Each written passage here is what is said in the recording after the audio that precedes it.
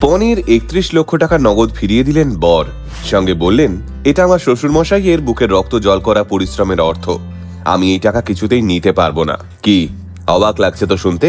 যে সময় দাঁড়িয়ে বেশিরভাগ দিন সকালে সংবাদপত্রের হেডিংয়ে বড় বড় করে লেখা থাকে শ্বশুরবাড়ির পণের অত্যাচারে বধূর মৃত্যু, সেই সময় দাঁড়িয়ে একটা ছেলে মেরুদণ্ড সোজা রেখে গোটা দেশকে দেখিয়ে দিল বিয়েটা ব্যবসা নয়। সম্প্রতি এই মন ভালো করা ঘটনাটি ঘটেছে উত্তরপ্রদেশের মুজাফফরনগরে। এই বিয়েতে পাত্রীপক্ষ রীতিমতো ৩১ লক্ষ টাকা ক্যাশ যৌতুক হিসেবে থালায় সাজিয়ে তাদের জামাইয়ের সামনে রেখেছিলেন, কিন্তু তারা ভাবতেও পারেননি তাদের জামাই হাত জোড় করে সেই টাকা ফিরিয়ে দেবেন। তাই আসুন আলটিমেট মোটিভেশনের আজকের এই ভিডিওতে আমরা শুনে নিই সাম্প্রতিক ঘটে যাওয়া ভাইরাল এই ঘটনাটির বিষয়ে বিস্তারিত। এখন তো ভরপুর বিয়ের মৌসুম চলছে, তাই চলতি বছরই নভেম্বর মাসে অদিতির সঙ্গে অবধেশ রানার বিয়ে ঠিক হয়। মধ্যবিত্ত ঘরের মেয়ে অদিতি, তাই অদিতির বাবা মেয়ের বিয়ের জন্য তিল তিল করে টাকা জমাচ্ছিলেন, কারণ তিনি জানতেন মেয়েকে বিয়ে দিতে হলে পাত্রপক্ষ পণ নেবেই। সেই সময় একসঙ্গে এতগুলো টাকা কোথা থেকে জোগাড় করবেন তিনি? তাই তার গোটা জীবন ধরে একটু একটু করে সঞ্চয় করেছিলেন তিনি। একই সঙ্গে মেয়েকেও যথাযথ মানুষ করেছেন, কিন্তু এমনই কপাল মানুষটার যে মেয়ের বিয়ে শেষ অবধি দেখে যেতে পারেননি।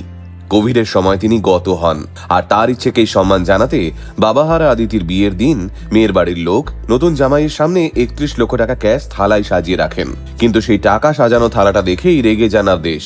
শ্বশুরবাড়ির মানুষদের জিজ্ঞেস করেন, এটা কেন দিয়েছেন? আদিতির বাড়ির লোকেরা জানায় তারা এটা বিয়ের যৌতুক হিসেবে আবদেশকে দিয়েছে। আদিতির বাবা বেঁচে থাকতে জমিয়েছিলেন এই টাকা তার মেয়ের বিয়ের যৌতুকের জন্য। এটাই তার গোটা জীবনের সঞ্চয়। এরপর যা ঘটলো তা দেখে গোটা বিয়ে বাড়ি ভর্তি লোক রীতিমতো চমকে উঠল।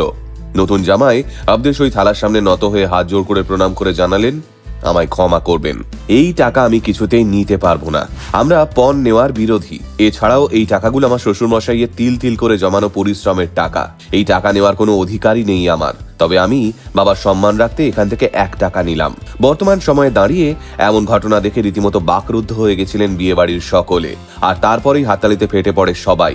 সব থেকে বড় বিষয় কি জানেন? পাত্রের বাবা মাও এই ঘটনার পূর্ণ সমর্থন জানান। তারাও বলেন, আমাদের সন্তান মানুষ করা সত্যি সার্থক। ভারতবর্ষে বহুদিন আগে থেকেই পণ প্রথা আইনত নিষিদ্ধ হলেও আজও বহু বহু পরিবার আপনারা যা দেবেন আপনাদের মেয়েরই থাকবে এই অছিলায় পণ নেন। দুর্ভাগ্যবশত আজও একটা মেয়ে শ্বশুরবাড়িতে প্রবেশ করলে তাকে সর্বপ্রথম শুনতে হয় সে সঙ্গে করে কি কি এনেছে। আচ্ছা, কখনো ভেবে দেখেছেন একজন বাবা তার গোটা জীবনের সব থেকে দামি জিনিসটাই তো তুলে দিচ্ছেন একজন ছেলের হাতে, তারপরেও মেয়ের বাবাকে শুনতে হয় তিনি কি কি দেবেন। আজও বহু মেয়েকে পণ প্রথার বলি হতে হয়। বেটি বাঁচাও বেটি পড়াও, আর তারপর সমাজের কিছু মেরুদণ্ডহীন পুরুষের হাতে বেটিকে বলি হওয়ার জন্য তুলে দাও। এটাই তো হয়ে আসছে। আগে পণ নিয়ে খোলাখুলি আলোচনা হতো, পাকা কথার পর দেনা পাওনা নিয়ে গোল মিটিং বসতো। আর আজ আপনি যা দেবেন কখনো প্রশ্ন করেছেন কেন দেবেন? বরং যারা ইনিয়ে বিনিয়ে পণ নিয়ে বিয়ে করতে চায় তাদের হাতে ভিক্ষের বাটি ধরিয়ে দিন, কারণ এরা জীবনে কিছুই আসলে করতে পারেনি, তাই অন্যের টাকায় অন্যের ভরসায় নিজেদের জীবন কাটাবার প্ল্যান করে বসে রয়েছে। আর এরকম অসফল মানুষের পরিবারে মেয়ের বিয়ে দেবেন না, তার চেয়ে মেয়েকে ঘরে রাখুন। আজ গোটা দেশ কর্নিশ জানাচ্ছে উত্তরপ্রদেশের মুজাফফরনগরের যুবক অবধেশ রানাকে। আজ আদিতির বাবা বেঁচে থাকলে দেখতে পেতেন সব পুরুষ মানুষ লোভী নয়, কিছু কিছু পুরুষ মানুষ অবধেশ রানারও হয়।